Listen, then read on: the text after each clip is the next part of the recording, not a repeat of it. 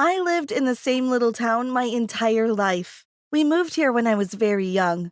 As soon as we moved in, the family next door introduced themselves. They had a son named Peter who was my age, but the complete opposite of me. Peter was always outgoing and sporty, while I was shy and preferred to stay home. Nevertheless, we became the closest friends ever. When we didn't have school, we spent every waking minute together. We always got teased by kids at school. They said we were in love and all that cheesy stuff kids like to say at a certain age.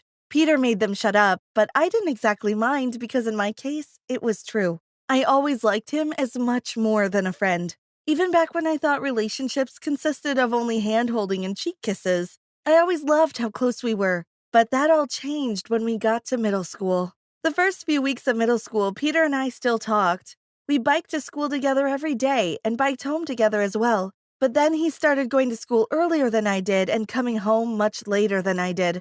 I didn't think anything of it at the time. We still talked at school. Then he stopped talking to me at school. I passed him in the hallways and said hi, but he barely nodded in my direction. Then he even stopped nodding. He became one of the popular kids, the jocks and the cheerleaders. It was such a cliche, yet nobody but me seemed to mind. Now, I wasn't completely alone without Peter. When you sit at the back of the class, you get to know the people who sit near you, avoiding eye contact with the teacher. I made two best friends, Lainey and Beth. They were like me, quiet, sort of shy, and were always down to skip PE with me. Then we went to high school. I had grown used to Peter being cold and distant. At this point, he didn't look at me. A few weeks into our freshman year, he stopped ignoring me, but in a bad way. I remember exactly how it happened. I was walking down the hall in between classes and didn't notice there was a hole in my sweatpants. I guess his goons must have been looking for a target, someone to make fun of, and they found me and my ancient sweats. Poor little Jenny is so poor she can't even afford a new pair of sweatpants. One of the boys with Peter sneered as I walked past. I couldn't believe what I was hearing. That had never happened to me. They usually didn't even see me. I checked the back of my pants, and very high up my thigh, there was a hole at the stitching of my pants. I did notice they were getting tighter, but I didn't expect them to rip. I looked at them in horror and embarrassment and made eye contact with Peter, sort of asking him to make them shut up for old time's sake. But he didn't. He smirked at me, an evil-looking smirk. Of course her pants are ripping. You can't put holes on a pig and expect them not to rip. Peter mocked me. Peter's words really hurt.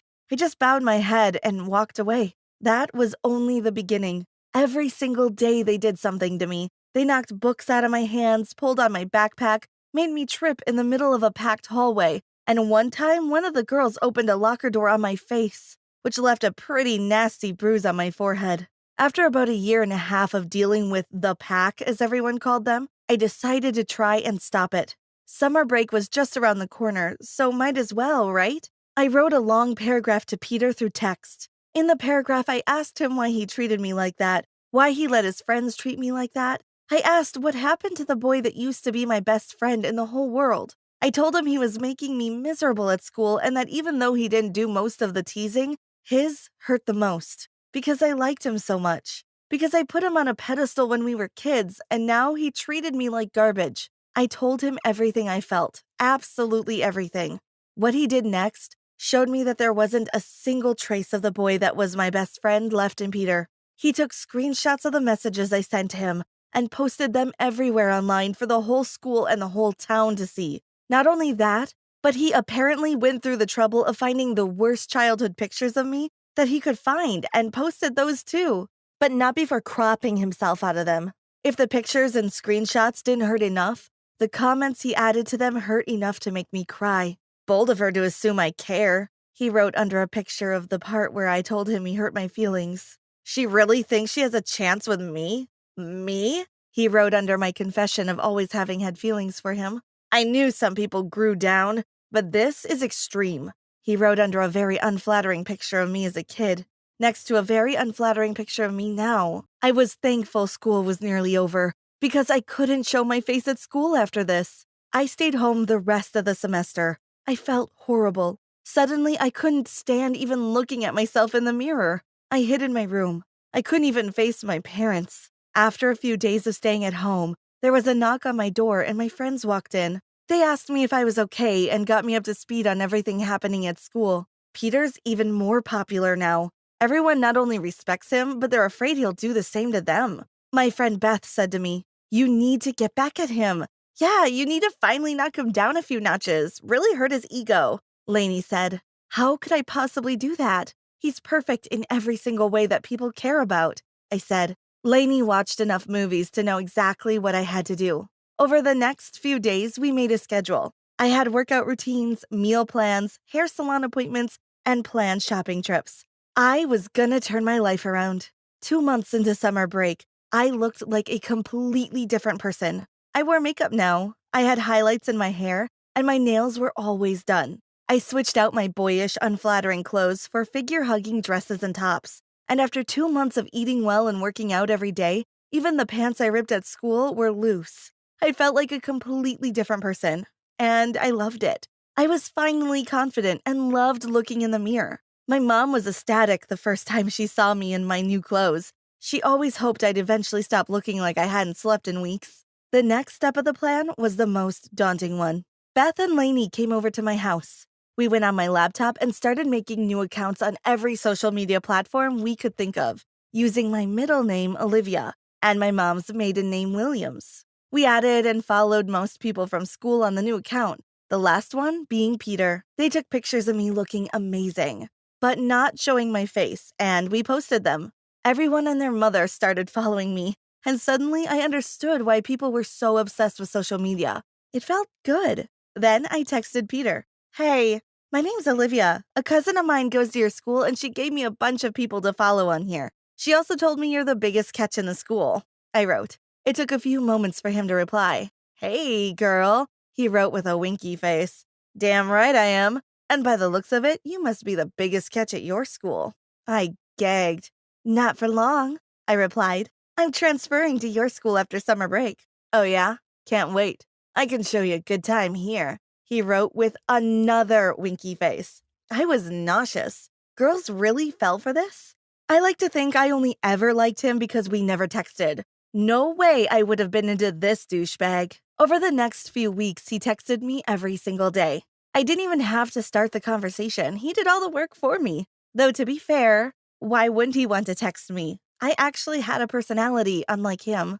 Not only that, but I sprinkled in some facts about myself, like my favorite basketball team, my favorite food, things like that. But they were actually his favorite basketball team and his favorite food. I made Olivia into the perfect girl for him. They had everything in common. Being the Peter that he is, he always asked for pictures, revealing pictures. I sent them, but they had nothing that could link me to them. He also sent pictures to me. I wanted to bleach my eyes after what I saw every time he sent me pictures of himself. Nasty stuff. Sometimes we texted until 3 in the morning. That's when he got sentimental. The amount of stuff he was willing to tell a total stranger was surprising. He was clearly not the brightest. Soon enough, it was time to go back to school. "Can't wait to see you tomorrow," he texted me before bed. "I'll wear a yellow sundress so you can recognize me from far away," I replied with a winky face. Now he had me using them too. The next day, I was standing with my head basically inside my locker. I could hear people whispering around me, some wondering who I was, others saying I was Olivia, the new girl. Then I felt a tap on my shoulder, and as soon as I turned around, I had big arms around me and my face pressed against someone's chest. "I can't believe you're actually here," Peter laughed with his face buried in my hair. At one point, this would have made my knees weak, but now I was just uncomfortable. "Peter, let go. You're squishing me," I said as I wiggled out of his arms and fixed my dress. Then I looked up to see a look of complete shock on his face. "Jenny?" he exclaimed in disbelief. "Actually, I go by Olivia now," I said as I shut my locker and walked to class. For the rest of the day, I could hear people talking about me everywhere I went, and it was amazing. I could feel Peter's eyes on me during class, and I could tell he was following me through the halls. He tried to talk to me loads of times, but I always pretended like I didn't see or hear him. Beth and Lainey could hardly contain their laughter at his stupid face. A week later, I saw he was mowing the lawn of his house, so I spontaneously decided to wash my mom's car. In a swimsuit, obviously. He nearly ran the lawnmower over his poor dog. Then he came up to me, and with sweat rolling down his forehead, he asked me to be his girlfriend. I know I did some horrible things to you in the past, but please forgive me. I don't know why I did all those things. I guess I let my friends influence me. But there's a thin line between love and hate, right? He had the audacity to say.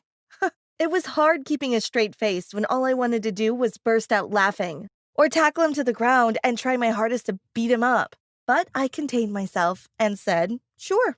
After 3 weeks of dating, I was honestly sick of him. He was the blandest person I had ever met. He had no personality at all. Plus, he was still a douchebag.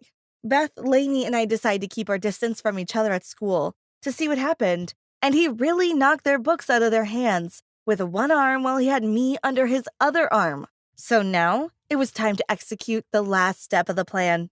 On Sunday night, I made another profile online. I took every screenshot of every secret and every picture that nearly made me barf, and I posted them online. The next day, Peter showed up to school wearing a black hoodie, trying to blend in the crowd. But who could ignore the Peter? He was a head taller than everyone else after all. I waited by my locker for him. Jenny, how could you? I told you everything. I let you in. I trusted you with stuff I barely trust myself with. I thought you loved me.